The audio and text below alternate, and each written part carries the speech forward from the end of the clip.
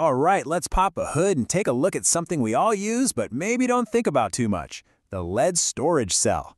Yep, that's the heavy-duty powerhouse that starts your car. But how does it keep recharging itself day after day? Well, it all comes down to a really simple question. Think about it. When the batteries in your remote die, what do? You toss them out and get new ones. But your car battery, that thing just keeps on going. It recharges while you drive. So what's the deal? Why the big difference? The secret isn't just about size or power. Nope, it's all about the fundamental chemistry going on inside. And the key word, the one that changes everything, is reversible. So you've basically got two kinds of batteries in the world. On one side, you have primary cells, like those TV remote batteries.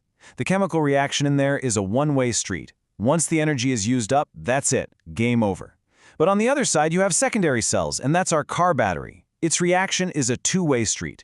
It can go forward to give you energy, and then it can be pushed backward to store it all over again.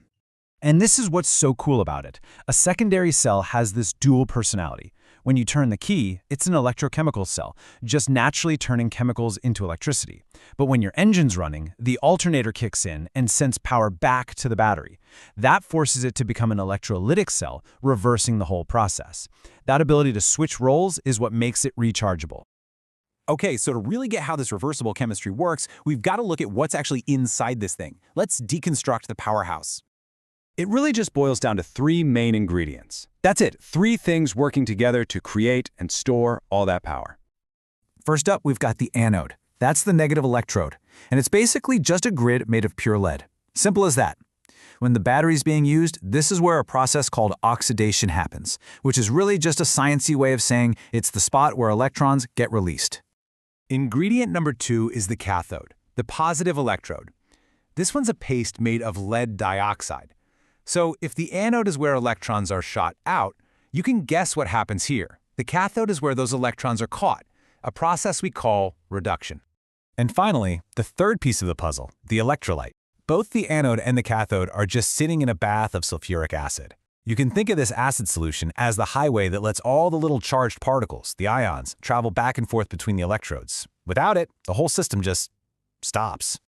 All right, so we've got our ingredients all set up. Now let's see what happens the moment you turn the key in your car. We're going to look at the chemistry of the discharge. This is the battery in its natural state, right?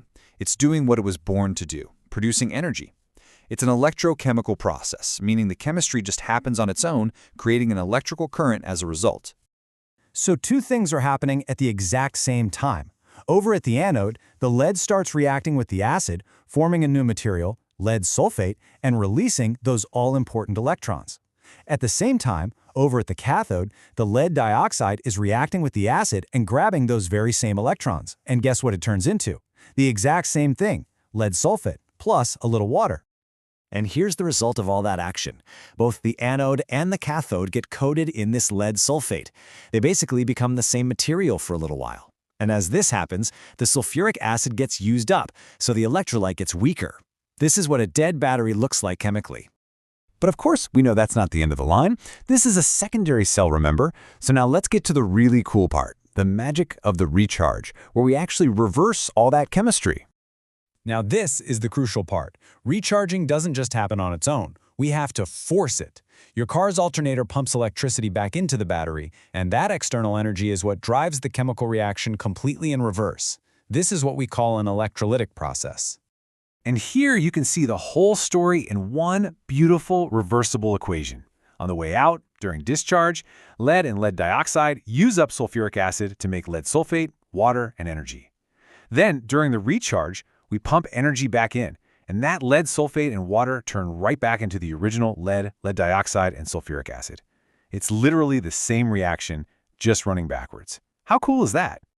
So what's the end result? A fully restored battery. That lead sulfate coating on the anode, it's turned back into pure lead. And the lead sulfate on the cathode, it's back to being lead dioxide. The electrolyte gets its strong sulfuric acid back, and the battery is totally ready to go again.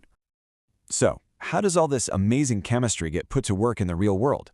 Well, it all comes together to create this incredible regenerative engine.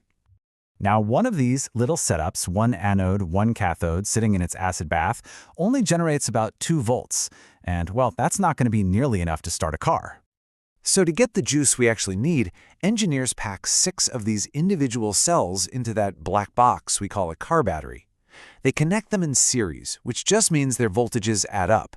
6 cells times 2 volts each, and there you have it, your standard 12-volt car battery. So there you have it. It's not magic at all, just some really elegant reversible chemistry. This amazing cycle of discharging and recharging has been getting our cars started for more than 100 years. It kind of makes you wonder, though, as we head into the future, what kind of clever chemistry is going to power the next century of vehicles?